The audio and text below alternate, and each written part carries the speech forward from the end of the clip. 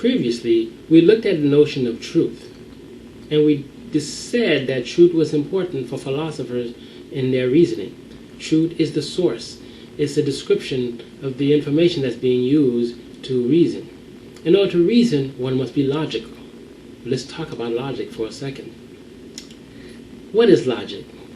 Logic is an activity of the mind. It's the way the mind treats or uses truth. When you take an idea to be true, okay, I mean you are convinced it is true. Logic is drawing an implication from that truth. When you say this particular cake tastes bad, I mean you believe it tastes bad, more than likely you're not going to want any of it. That's being logical. Logical is for your mind to be able to see that something is implied because it's been accepted to be true. If you accept an idea of truth, you can see its implication. Okay? That's basically what logic is. It seems like I've solved a lot of problems, but there's more to it. Most of us, in thinking for ourselves, are not logical. We think emotionally. We think from our ego. Logic does not respect the ego. It's not because I want it to be true that it is true. 2 plus 2 is equal to 4. It's not because I want it to be that way. Okay? I can hate that 2 plus 2 is equal to 4 because I'm going to lose money. But 2 plus 2 is still going to be 4. It's logic. Logic does not respect your ego. I feel like going to the beach rather than going to class today, even though I have a big test, and it feels real good. I'm going to go to the beach. I go ahead. It's not going to be better. You're still going to do poorly on that test. You didn't show up. You get a big 0 now. Your feeling does not alter the reality. And that's logic. Okay? And that's the difficulty we have. In deploying logic and working with logic, we often deploy what we call principles of reasoning. Rules of reasoning that an individual adopts. A principle is a personal rule that someone adopts to direct his or her behavior. In this particular case, it's direct your mental behavior. There are 3 fundamental principles that I like to mention. First is the principle of non-contradiction. This was the first principle discovered by philosophers. This principle basically holds that an idea and its negation cannot be held to be true at the same time. You cannot hold that Mary both exists and does not exist at the exact same time. That's a flat-out contradiction.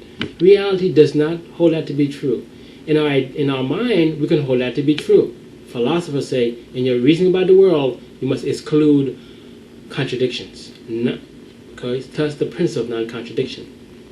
The next principle is the principle of identity. Identity. You may not contradict yourself, but suppose you use 2 meanings for the same word. You say good means good and positive, but good may also mean something bad. The word good has 2 meanings. Not good.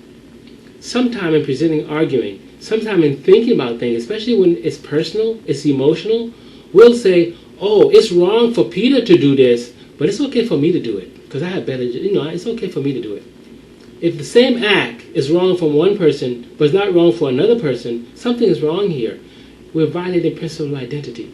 Identity means that concept, words, ideas must maintain the same unique meaning. Try and get around the contradiction by creating identity problems. Another concept is that of completeness, or acceptance of truth. Sometimes we say Johnny is tall, and we define tall as 6 feet and above. Okay? If Johnny is tall, okay, and then there's an opportunity comes up for Johnny to participate, say he models, but the model must be less than 6 feet, you can't all of a sudden change the storyline. Maybe Johnny's he's not really tall. He's just seeming tall, but he's not really tall. Either tall or he's not tall. All men are liars. You heard that concept before. Is that true? If you believe that all men are liars, the doctrine of completeness says that means you must believe that everyone, your father, your brother, and everyone you've ever met in your life, if you're a woman, is a liar. Okay? If you're a man, you must believe yourself to be a liar, and this very statement is itself a lie. Big problem if you believe that and you're a man. Okay? So the doctrine of completeness says if you're reasoning, thinking about something, consider what it means to accept this thing as true and really accept it in fullness. If you cannot, then abandon that concept of truth. Until next time, keep philosophizing.